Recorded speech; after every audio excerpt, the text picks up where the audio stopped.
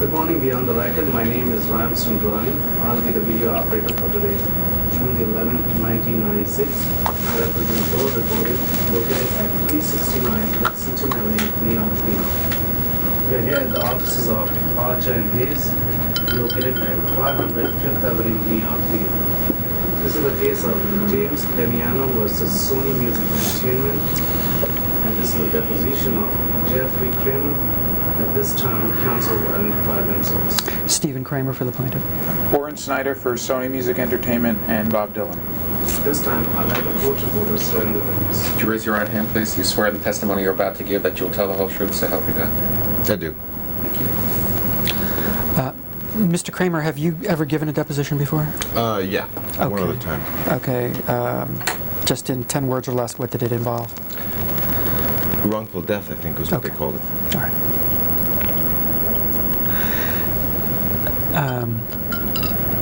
You're being called here because of your business relationship with Mr. Dylan, as I'm sure you could have imagined.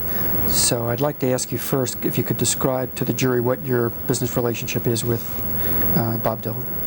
I have a personal management company, and to the extent that that I'm in that particular business, I work for Bob mostly in a touring capacity as far as his live shows are concerned, and occasionally in other areas of his professional career.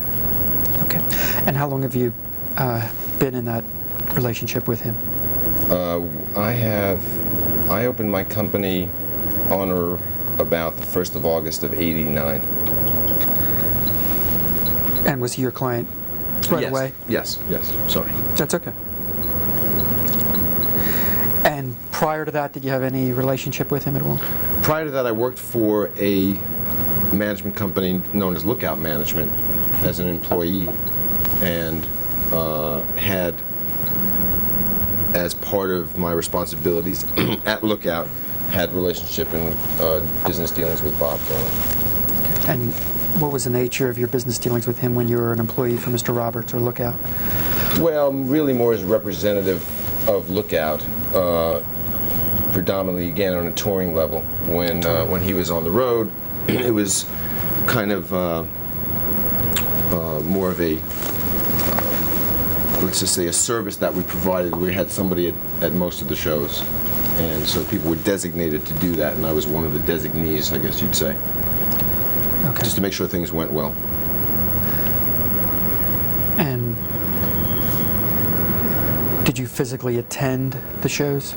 Yes, that was the idea. In other words, you went out and covered the shows, yeah. Okay. And would that have been true for 1988? Starting mid-September of, I say mid-September, but it was a Burlington, Vermont date, which I think you have a schedule. So as of the Burlington, Vermont show was the first date that I actually worked for Bob directly. Prior to that, I actually had been on that tour, but working for another band that was the opening act.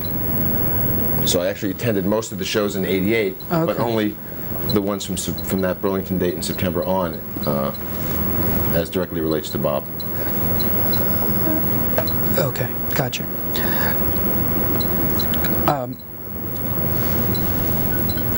Did Lookout Management or Mr. Dylan,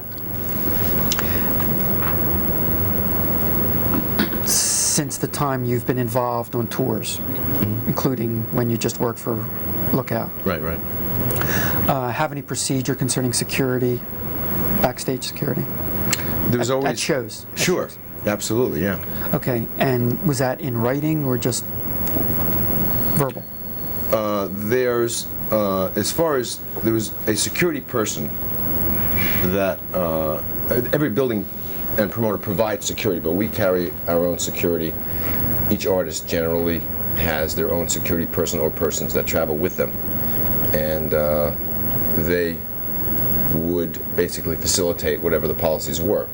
Some of them are in the rider, which is attached to the contract, very general things like security passes and who's allowed to go where, et cetera, and the security person with the artist would generally facilitate everything that goes on at the venue during the time that the artist is there. Okay, so for the jury's benefit and the judge's benefit, a rider basically is an attachment to the contract Right. between the artist and the promoter, Right. in essence.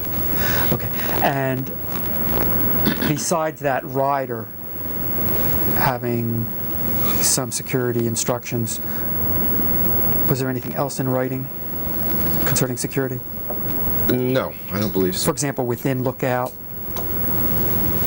within the company itself, telling security people how Mr. Roberts or how Mr. Dillon expected them to conduct themselves, or anything Well, like that? no. I mean, well, in this particular case, you're talking about, security people who are very sort of known.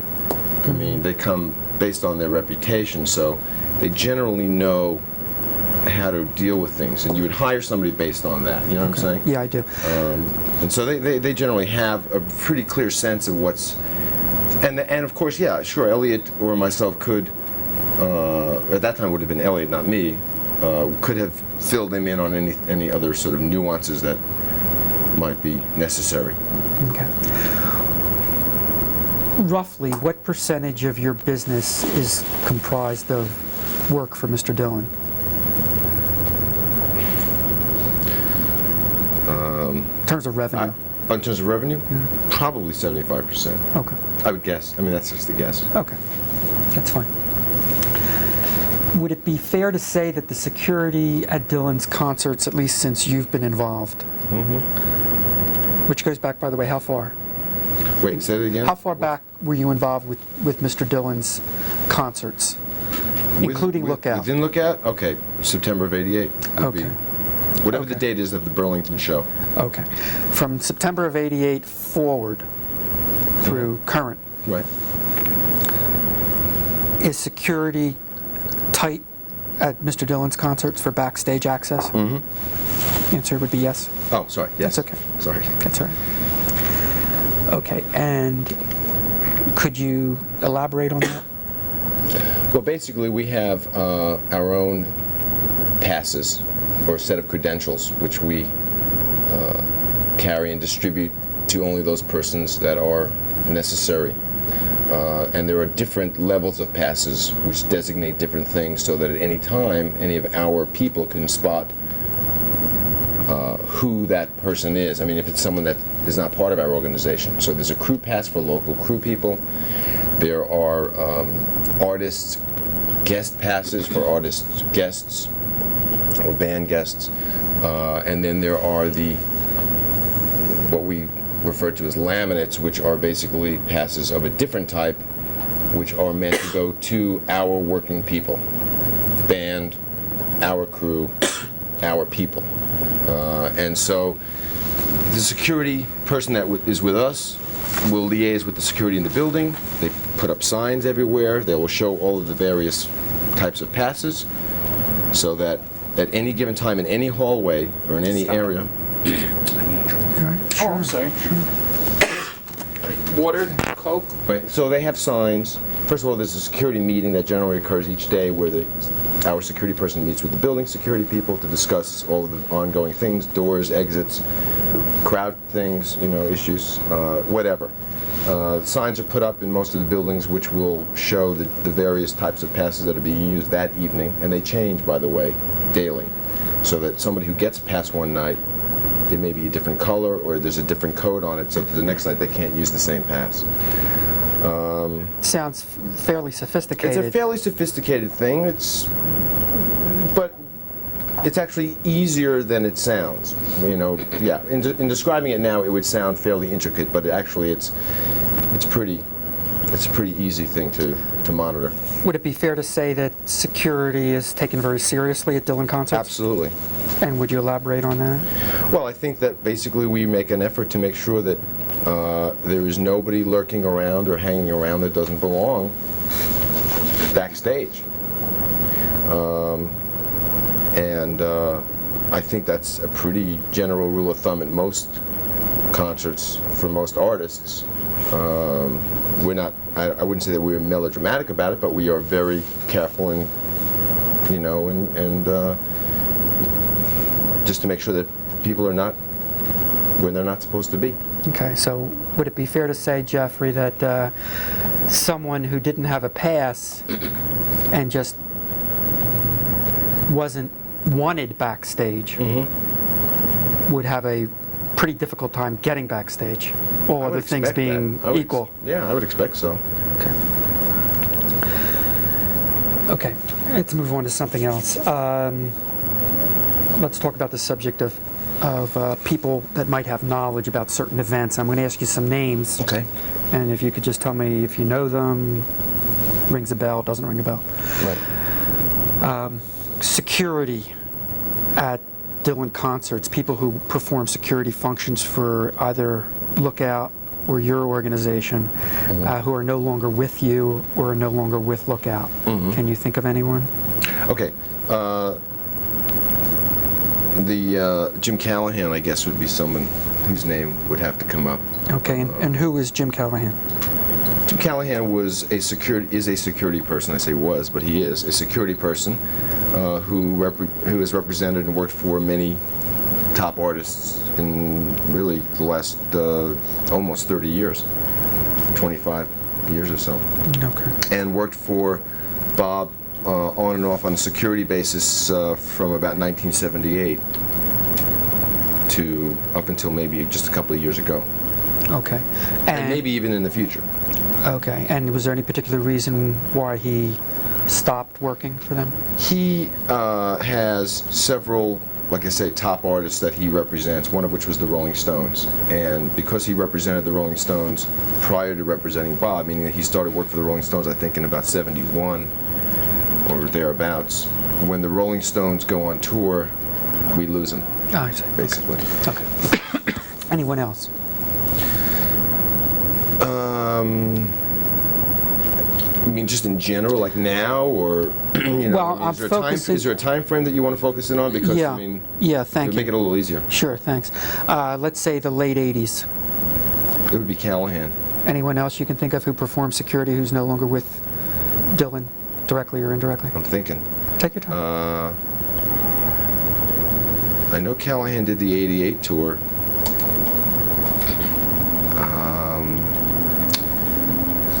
I can't think of anybody offhand. Okay. If as we Other than continue... yeah, I'll try to think. I mean, I know Callahan did the '88 tour. And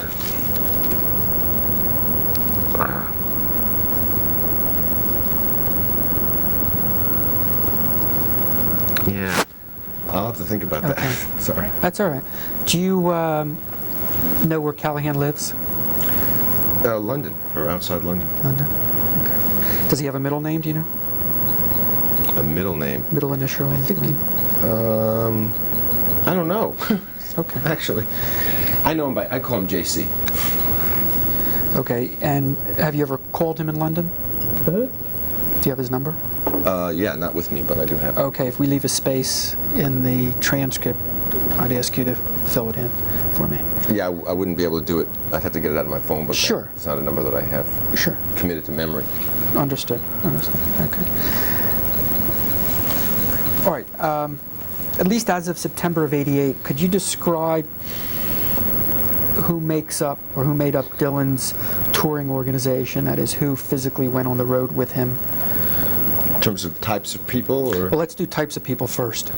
well, it would be the band or a band party, some type of road manager or tour manager, whatever you prefer. And in September of '88, that would have been you? No, that would have been probably Richard Fernandez, I would think.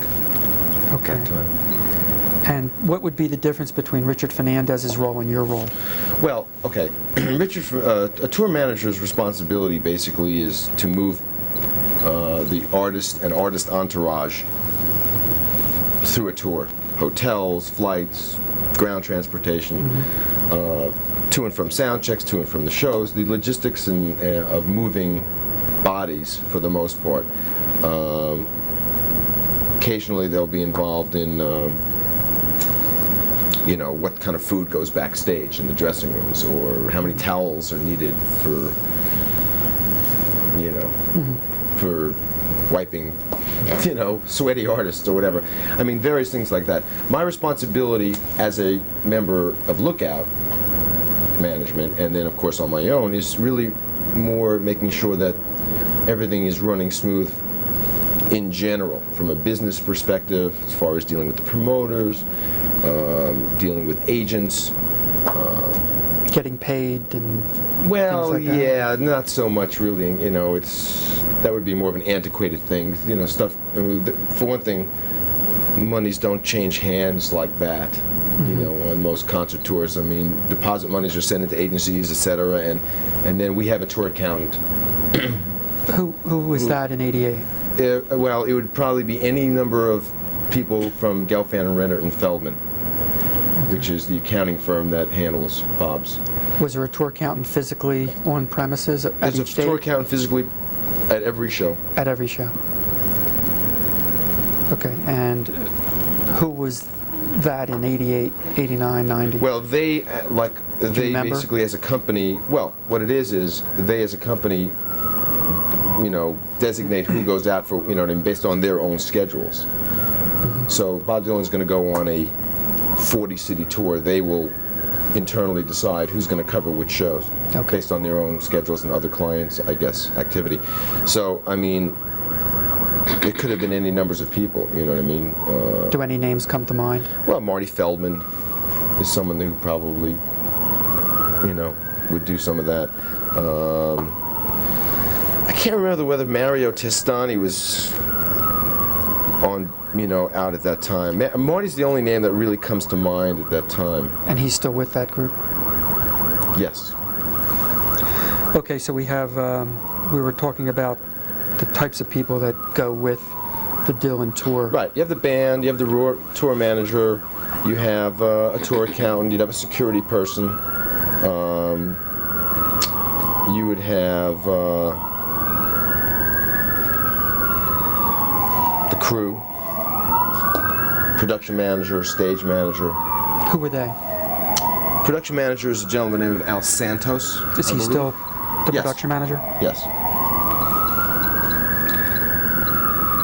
Did he have an assistant? I don't believe so.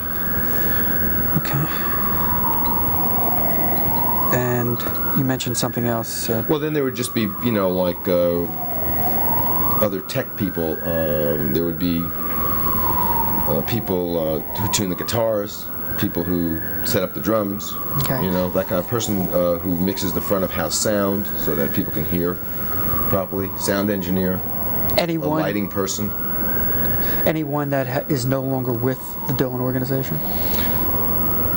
Boy, probably. What years are we talking about now? Well, let's say from '88, when you first got involved, through the present.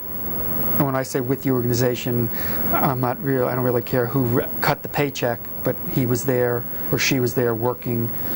Well, we've, you On the know, tour. some of those people, I mean, they're not employees in a sense. Right. Okay, so they are journeymen or journeywomen, journey persons. And they're, you know, I mean, they're work for hire kind of people. So, you know, if you have somebody that's good, that you want to keep, you try to encourage them to stay around. But even we've even lost people because of that.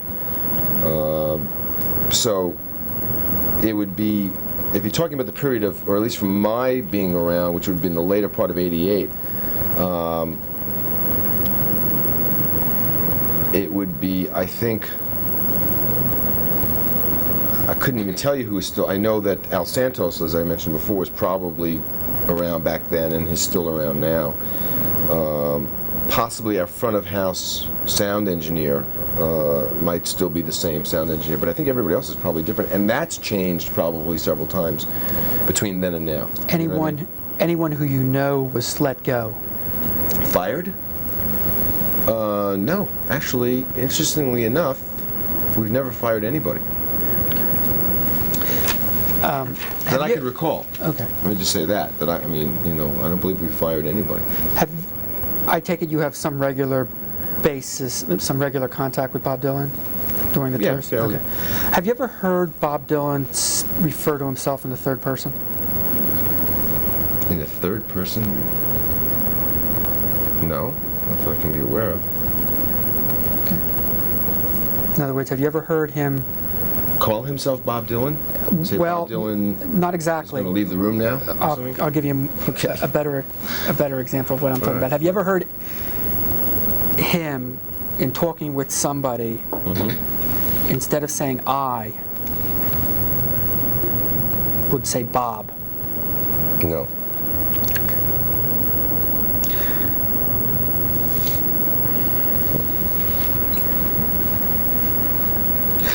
Okay, let's go on to something else.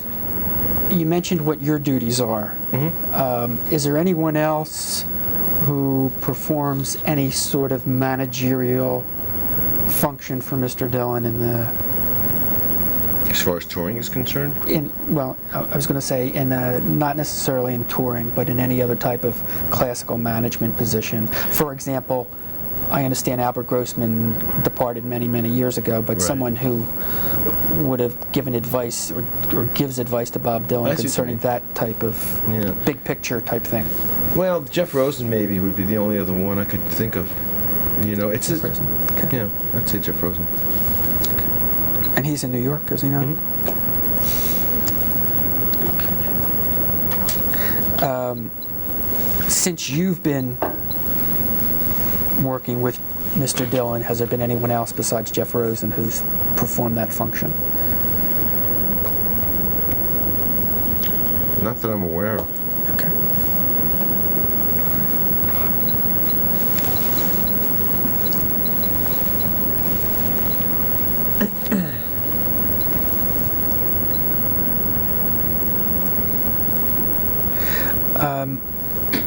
Going back to mentioning some names, let me throw some names at you and tell me if they mean anything to you. Ruth Tarangiel. I know the name. Okay. Do you know her? I've met her. She's an acquaintance. I've met her a couple times. Okay. And in what capacity did you meet her, or under what circumstances? I'm sorry. Usually she was hanging around a show somewhere, outside in the parking lot, or looking to get in, or, you know, something like that. Ever backstage? No. Always wanting to be backstage, but never being never backstage. backstage. Not to my recollection, no. Okay. She was always out in the side somewhere.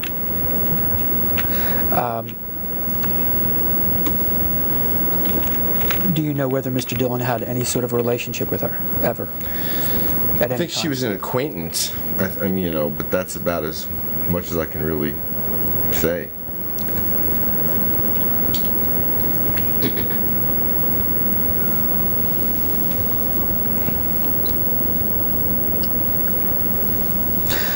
In your capacity, Mr. Kramer, do you try to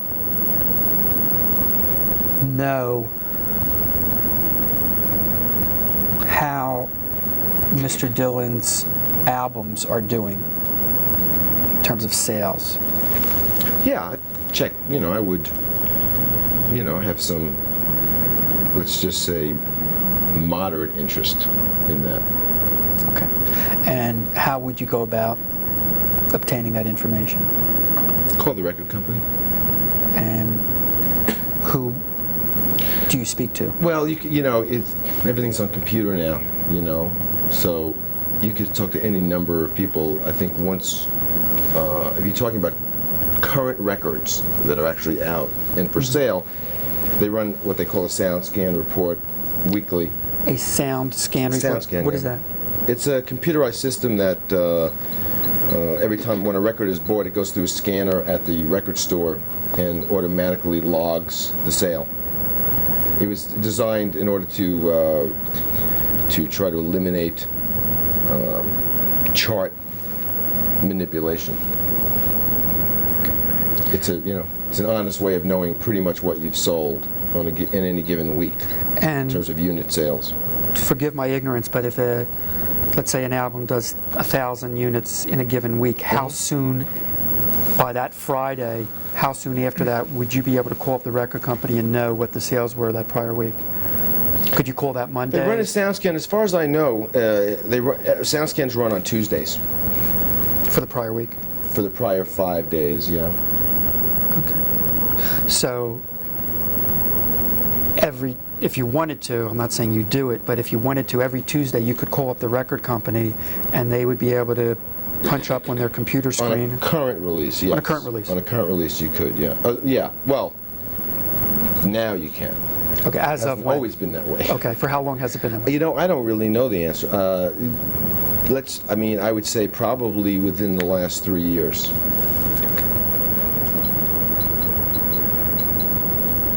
92, 93? I guess, it was experimental, only certain chains had it, and then it became more widely accepted. It still doesn't cover every single record store in the country. It just covers really the major chains. It doesn't cover the little mom and pop stores that you see. But it's the best, it's the most accurate you will get. There's still some give me there because Sure. it's, you're eliminating a bunch of other stores. But Sure. And I take it it's also cumulative? in terms of knowing the total, Yeah. yeah. In other words, you get... Annual, in that given year or in the given quarter, depending on how they pull the report. Okay. Does Dylan usually, at least since you've been with him, September of '88 forward, has Mr. Dylan tried to, I'm not saying he's been able to do it every time, but does he make an effort to tour with a current album? No.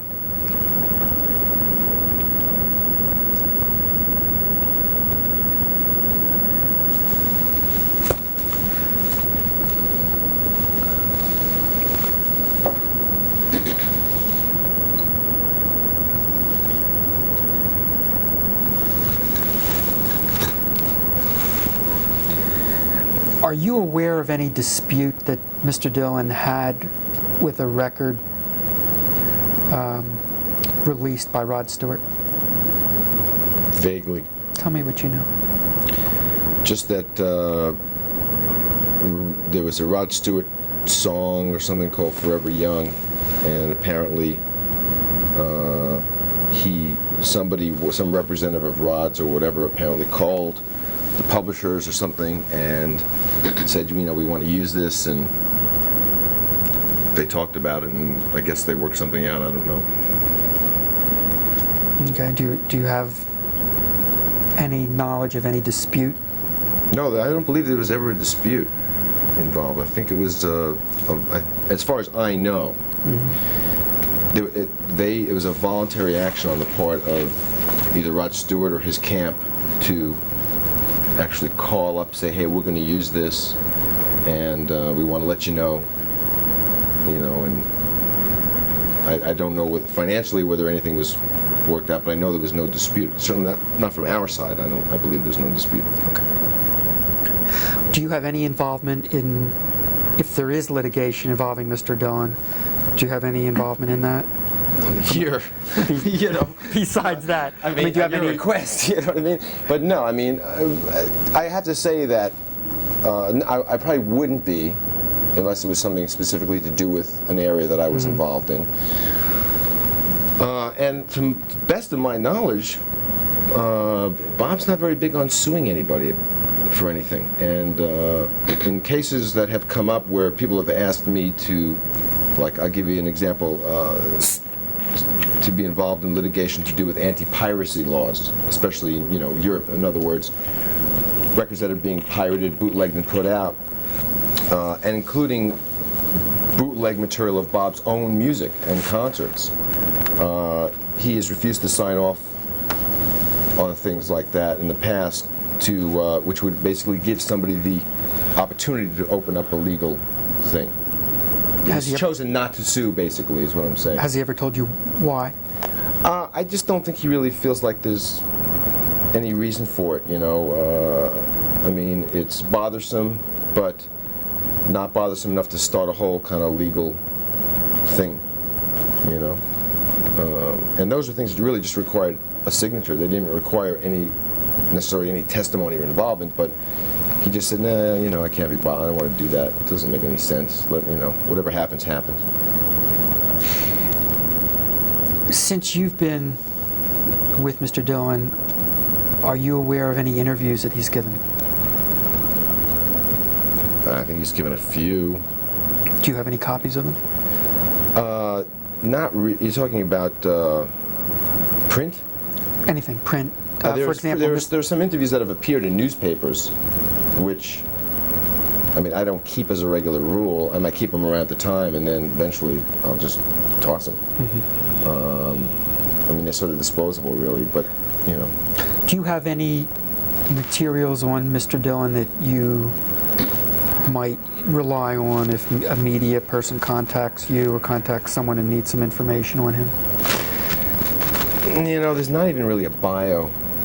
I mean, there's not even an official bio to do with Bob Dylan, even at Columbia. I mean, at one time they had some timeline thing or whatever that just kind of outlined various things, but you really can't do a bio on someone like Bob Dylan. It would really be kind of senseless, and so we don't even bother.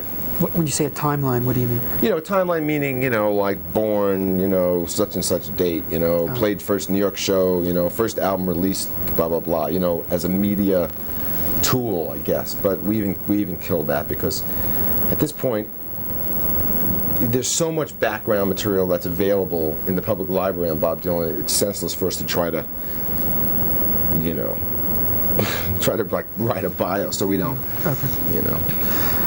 What was his last album that was released? I guess that would have to be the MTV Unplugged album. You mean authorized album? Yeah. Yeah. What do you mean? Well, I don't. For all we know, they're bootlegs that have. Oh well, there's always bootlegs. Yeah, no, I you know.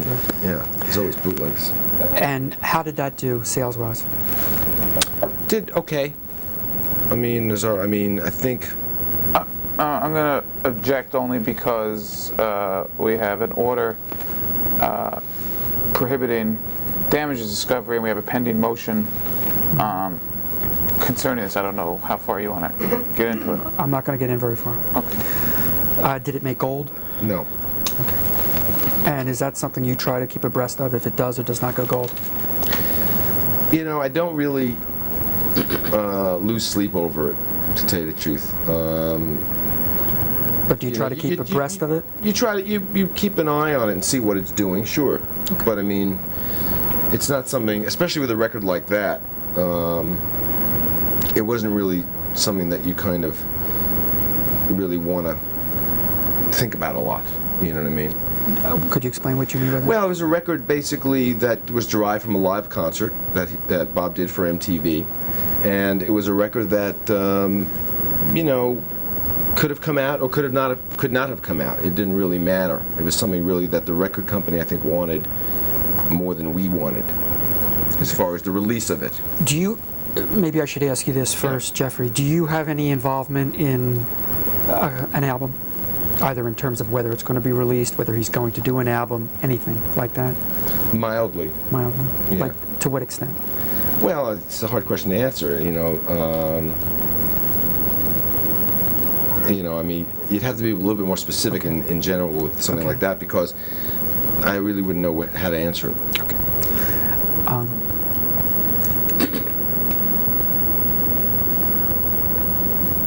What was the album prior to MTV Unplugged? Greatest Hits 3. Okay. And how did that do, generally? Poorly. Poorly. And again, just walk me through how you know that. In other words, how you get that knowledge. Well, okay. I knew it before they released it, frankly. Okay. But, I mean, again, you know, I mean, I talked to people around at the label, you know, and it was pretty apparent that it wasn't really selling very well. Okay, these questions probably are the type of questions like, if you ask a lawyer, well, how do you do a deposition? It's like, well, of course you know how. So Right. I guess these questions are pretty basic, but I'd like you to sort of give me a primer on it, if you could, and assume I know nothing, which is probably the case. Okay. Okay, so when you say you knew it did poorly, Right. just walk me through how you know that, or how you would typically get Well, that once the information. record was released, you know, when the record was released, from time to time, you know, I would call up somebody at the label and say, how's it doing? Okay. And they would say, give me a number or whatever, and or what it had sold that week, let's say. And based on that, it was pretty apparent that it wasn't doing very well. Okay, you said something that I'd like to follow up on. You mentioned you sort of knew that in advance. How come you were able to predict Well, that? you just have instincts about things, you know what I mean? You have just instincts about,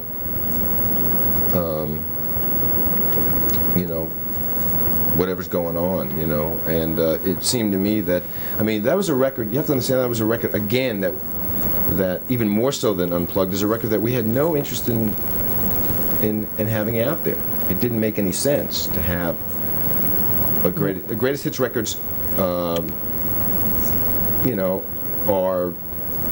okay. There's nothing wrong with them, but in this particular case, it didn't seem. We had other records that of a sort of, let's just call it a similar type, that were better records and that had done very well. And you can't go back to the well that often. And so that was a record that we really didn't want Columbia to put out per se. Not staunchly. We didn't slam our fists down, but we just said, hey, we think you should reconsider. Who wanted it at Columbia? Well, they contractually, they had the right to put it out. A best of, greatest hits, whatever you want to call it. Mm-hmm. And so they, meaning whoever they are who decide these things at Columbia, it could have come from the sales department, it could have come from somebody in the executive department saying, hey, let's do this, They had the right to do it. Mm-hmm. They had the right to do it. I think they figured there hadn't been a greatest hits in a long, long time. And so I guess they felt it was an okay time to do it. Did you ever have any conversations with anyone at Columbia on the subject of whether to release it or not to release it? Well, yeah. Again, not staunch conversations. No, just, I understand. like, hey, if you want to put it out, put it out, but... Understood, but with whom? Probably with Don Einer, the IENNER, I think. And what is his position at I Columbia? believe he's the president of Columbia Records. And what were the nature of your conversations with him on that subject? I don't think they were really extensive, and I don't, it might have even been a phone conversation just about their intention to put it out, or to want to put it out, and that would really be about it. Just sort of letting me know that, hey, we'd like to put this out. What year are we talking about, Jeff? Well, let me think here. I believe the record was released in the fall of '94, so it would have been around June probably of '94, maybe 6-8 months prior to the release of that record. And what were your reasons for, and again, I understand it was not staunchly, but what were your reasons for opposing it, and what were his reasons for it was unnecessary. It was it was something that was not really needed at that time, and although they had it's something that they would have to pay for, I didn't feel that it was something that was a necessary piece of product to be out there at that at that particular time. Was there another album out concurrently that was current? Well, as it happened, the Greatest Hits and the Unplugged record almost overlapped. And there's. Is anybody from Columbia going to see this? Their short-sightedness, I think, caused both of those records to the Greatest Hits records, I think, was probably not going to do that well, but I think it might have even had a negative effect on the Unplugged record. Again, a record they wanted to put out and we didn't. But I think the fact that they were both out within similar proximity, Okay. you know what I mean, Yeah. sort of flooded the market. Which did better in your recollection, Greatest Hits or Unplugged? Unplugged. Okay. Prior to Greatest Hits, what was the next album? Prior to Greatest Hits would have been, I believe, World Gone Wrong. And what time period was that? Boy, I don't remember, but Just roughly.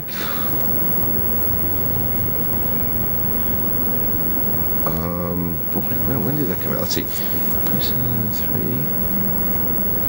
I guess it must have been 93. Or could have been 94. Okay. I won't hold you to the exact year. I No, just want to I get an don't really idea. remember actually on that one. How did that do? Okay. In terms of comparison between greatest hits and unplugged, where would you put it? Better than greatest hits, but not as good as unplugged? I don't even know the numbers on that, to tell you the truth. It did better than greatest hits, that's for sure. And maybe it might have even done better than unplugged, or equal to unplugged. But again, not gold. It's not a gold record, no. By the way, when was Mr. Dylan's last gold album? I think you'd have to go back a ways. How far? Probably. Well, there was a record of a tribute show that came out from a 1992 concert at Madison Square Garden that went gold. But as far as studio records are concerned, I think, and you can't hold me to this either, but I'm guessing there was Infidels.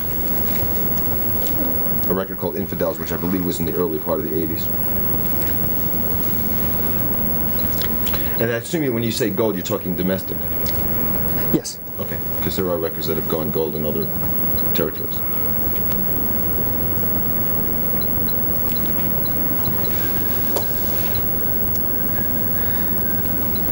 And the Madison Square Concert 92 tribute, that was an album that featured many other artists on it. Correct. Performing Bob Dylan songs.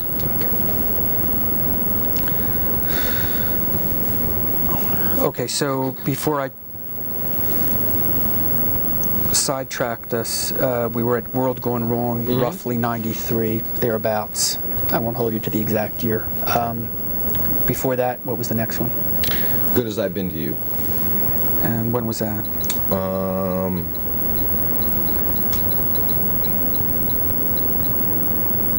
Let me think here. Actually, Good As I've Been to You, as far as I know, was released in 93. Sometime in the summer of 93, as I recall. Okay. And how did that do? Again, on a strictly sales basis, it did moderate. Okay. It was not gold. Okay. I understand. I'm not going to ask you that question for Yeah. a while now, since you're telling me Infidels is the last one that went gold. Right, so. okay. Yeah.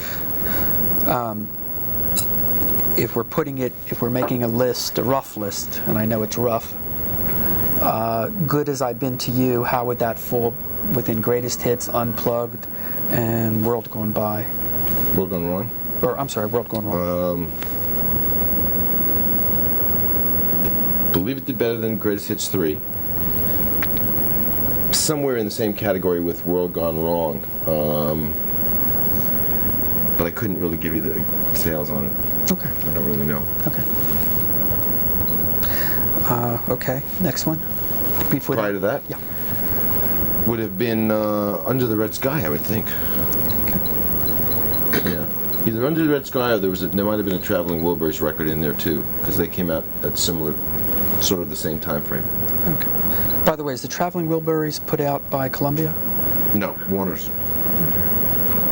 And were you involved in any negotiations to get Columbia's consent for that? If it was It wasn't really if it was necessary. needed. It wasn't really needed. Yeah. Why is that? Could you explain that? Well, because it was sort of a side project of a very big nature, and I don't think that they were going to really stop Bob from performing with some of his friends and making a record like that.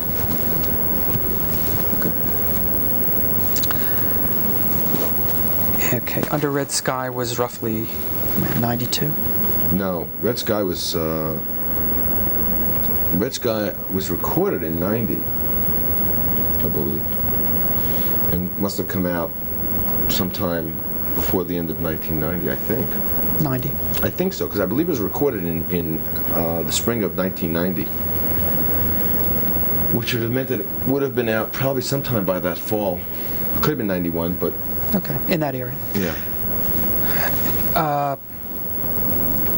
Does it sound right to you that there would have been maybe a 2-year gap between albums? Between Under the Red Sky and Good As I've Been to You? Oh yeah. Okay. I mean, yeah. Okay. Sure. I mean, there are artists that have 3-year gaps.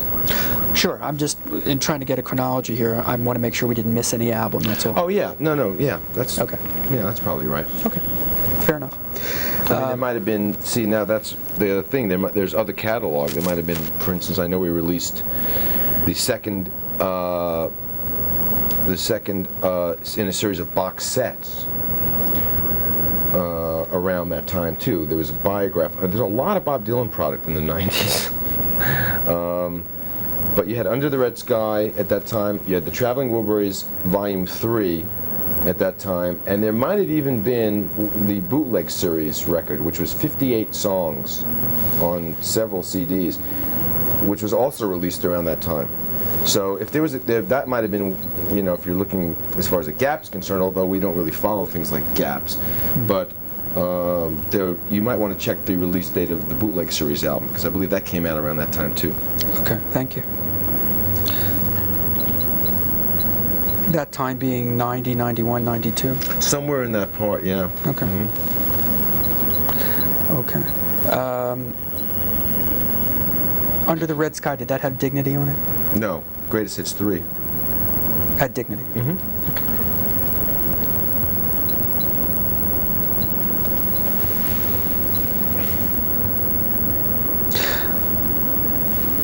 Okay, so was it Oh Mercy that first had Dignity? Dignity was one of the songs that was written prior to making the Oh Mercy record. There was a batch of songs that Bob had, like in '87, '88, that he was basically putting material together over a period of time, and then eventually made Oh Mercy, which he recorded, I believe, in February of '89, or maybe March of '89, and there were several songs that were not used on the Oh Mercy record, of which Dignity is one.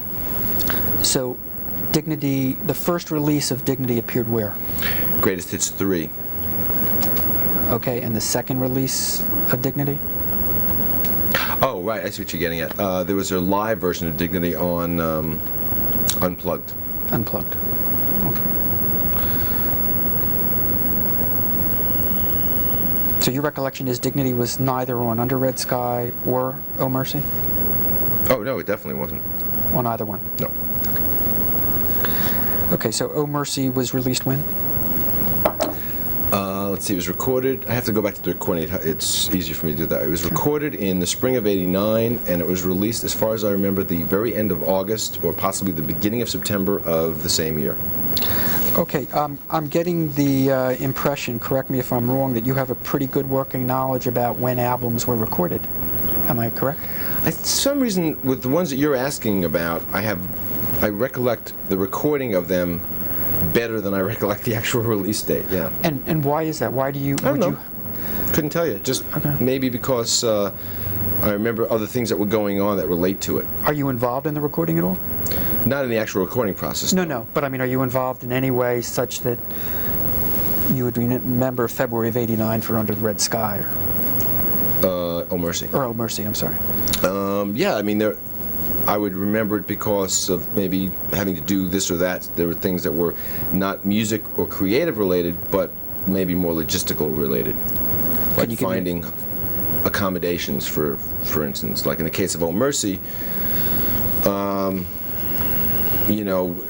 because the recording sessions were going to take place in New Orleans, we had to find some, kind of lodging down there. So I was involved in that aspect of it, but I actually was not in New Orleans during the recording of the record. Okay. So as far as you know, Dignity appeared on 2 albums, the Unplugged and the Greatest Hits? Right. But nothing else? No. Okay. And who produced those 2? Say it again? I'm sorry, it's a bad question. Who produced Dignity? Dignity, as it appears on the studio version of Dignity that appears on Greatest Hits 3?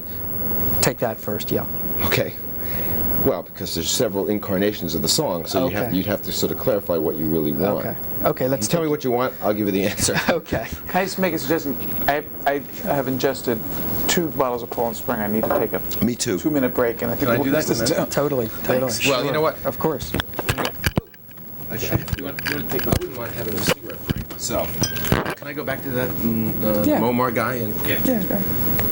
This is the video operator. We have to take a chance. oh, sure, you got me on record saying